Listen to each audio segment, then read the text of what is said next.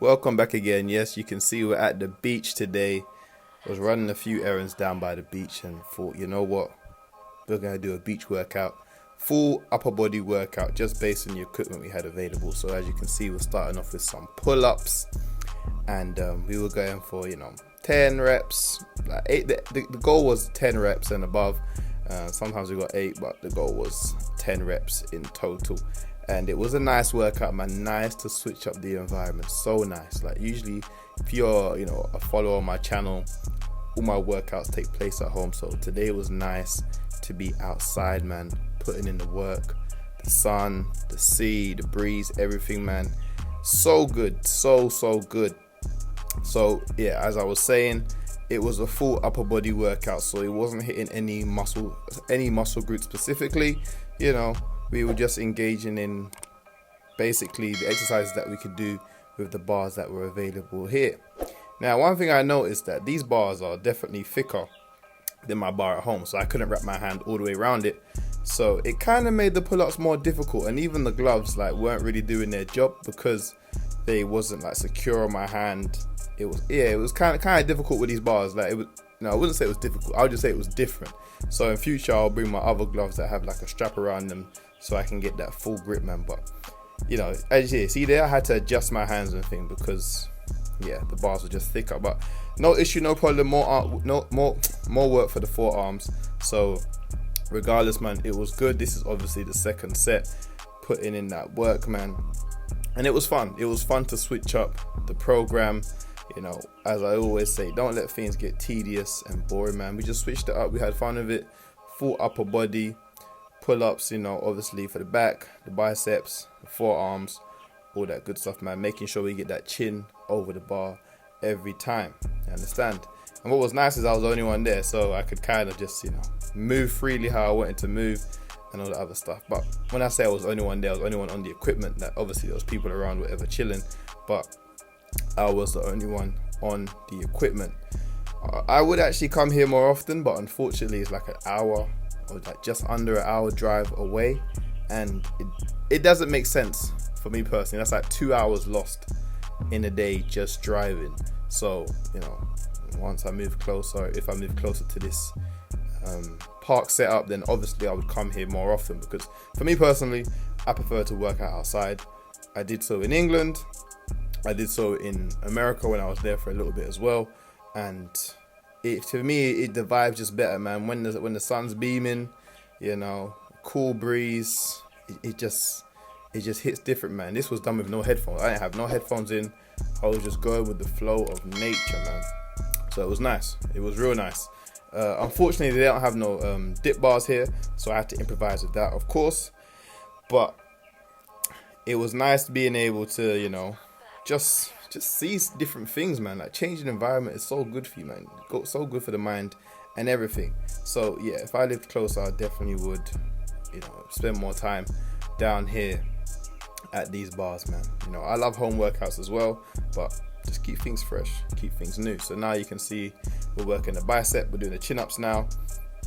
Again, same thing. Couldn't get my hand all the way around the bar, so it kind of made your forearms work that bit more, having to grip and hold on, man. But what can I say? Today was a tough one, man. The hour drive really does take something out of you. And then when I got down there, I think I didn't even really eat breakfast, to be fair. I didn't have a large breakfast, I should say. Had some fruit, had 2 bananas before I really got into the workout, and just some water. So maybe, if I had 8 more, I would have got more out of the workout. But I wasn't too fussy, to be honest. This was kind of a sporadic thing. I was helping my mum run some errands, so I thought, you know what, while we're down here, I'm gonna do my thing. I'm gonna get a workout in, and that's it really. So I would have usually left a couple more days in between my previous workout and this one, but hey, sometimes you gotta do what you gotta do, man. Gotta get the content out there for you guys. I'm sure a lot of you are glad to see I'm somewhere else for once. You might be under the impression that I don't ever leave my house, but I do. But yeah, man, getting those chin-ups in. I think we did 4 sets of these, or was it 3 sets? 3 or 4 sets of these. So same thing, about 8 reps in, making sure we come all the way up, all the way down, Don't try to cheat, with momentum and swinging and, things of that nature. And we're just putting in the work, man. Putting in the work. That's what it's about, putting in the work, enjoying it. Don't try to rush through your workout. Feel every single muscle fiber, feel every single movement through, and then just enjoy the gains at the end of the day, man. And as I always say, if you got to take a break in between your set, do so. But make sure you finish your set.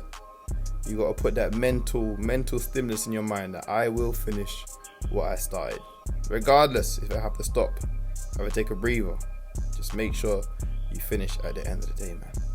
And after this, I did actually go to the beach, which was nice, but we'll talk about that towards the end of the video. And then we got into the dips. Told you, improvise. So, we're no strangers to straight bar dips, so we have to just, get on top, start repping them out, man. I think I was doing 10 to 12 reps, to be honest. I could have brought my brick and, my thing. What was it called again? My dip belt, but I wasn't thinking at the time, and yeah. So next time I'll probably bring that stuff with me and just kind of keep it how it usually is, weighted calisthenics. But it was kind of fun to do a bit more volume, to be honest. See where my muscular endurance was at and all that other stuff, because you can still build strength and muscle without the aid of weighted calisthenics. Obviously, you save yourself more time, less reps, things of that nature. But regardless, body weight can still do more than enough. And with these straight bar dips, you're building that chest, man. Obviously, your triceps getting some work as well. You're working on your coordination, your balance. The aim is to get the top of your abdomen down to the bar, and then obviously come straight back up, man. Surprisingly though, these bars were not hot. Even though the sun was out, there was a bit of overcast, so the bars weren't hot. That's the one thing I was concerned about. Are the bars going to be too hot for me to grip onto? But they were actually surprisingly very nice, I must say. And then we got into some bodyweight rows. Again, improvisation is key. You see, I just put my leg in between the two poles there. And then obviously the hand placement is very different from what we usually do. Usually we've got either a supinated grip or underhand grip. Today it was more like a neutral grip, which was nice because, again, it's going to work the back in different ways. The body's the biceps are also getting that work as well. So you can't be, fixed in this one sort of mindset. You can't be rigid. As Bruce Lee said, you got to be like water, man. Water adapts. Water changes to the environment. So at the end of the day, you got to make things work. And obviously it's a better camera angle. You can see exactly the setup, man. Making sure that we're keeping that body straight. We're not letting the hips sag. We're coming all the way up and then all the way back down, controlling the movement. We're not letting our body fling all the way back down. We are controlling every single part of the movement, guys. That is the key here. The key is not about the reps. It's not about the amount of sets. It's about making sure you have full control over your body while performing the exercise. You understand? That's where the growth's going to come in. That's where development's going to come in. And that's how you're going to reduce your chances of getting injured. Because the worst thing that can happen is you get injury from not performing the exercise properly. Because now you're going to set yourself back mentally and physically. And then, some people don't return after injuries. They just think, I'm done. I worked so hard to get to this point. I don't want to start all over again. Obviously, the smart ones come back, but you can see why it would be a tough thing to do. Then we got into some push-ups. Now, as I'm sitting here recording this voiceover, my chest is actually still in pain. Now, not pain, but still fatigued. Now, I was surprised by this because obviously the inclination of the push-up is slightly higher. So I will be adding these into my routine more. I was actually surprised by the chest engagement. So obviously we did 20 reps of those. Again, more volume than usual. Usually we got a resistance band on or some sort of weight on. So, the reps are lower, 8, 10, whatever, maybe even 12. But 20 reps, more volume. Maybe it was the volume that's making me feel it more on my chest. I don't mind. So we might just start doing more volume in regards to push-ups, just to get that, extra chest development. But it was a good time, man. It was a real good time. I enjoyed it. 4 sets of these. Again, full upper body. My legs were really fatigued from the last workout. I don't know if you've seen that video before. Go check it out. The home bodyweight leg workout.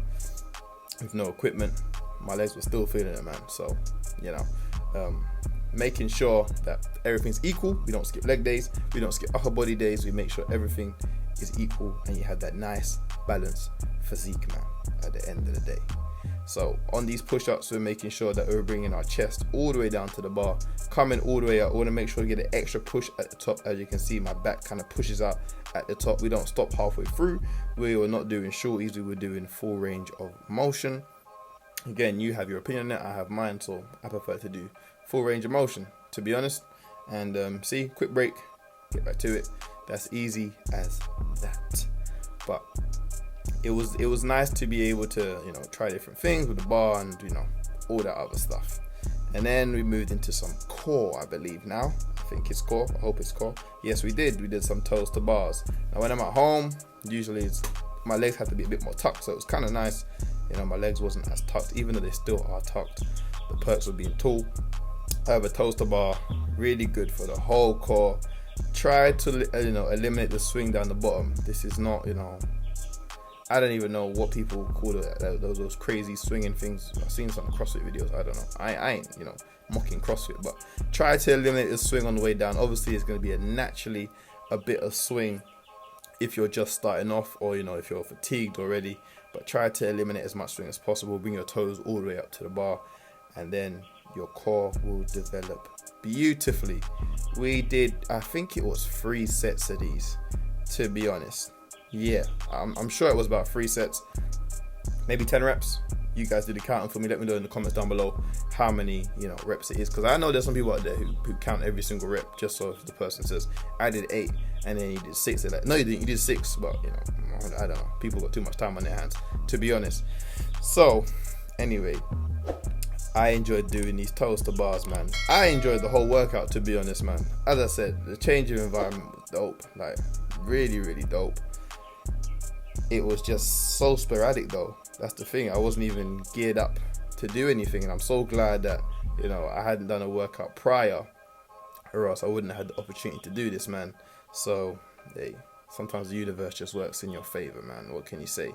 So also we got into some little L-sit practice, man. Hold up for a couple seconds, and then after that we just done some knee raises just to fatigue the core as much as possible, man.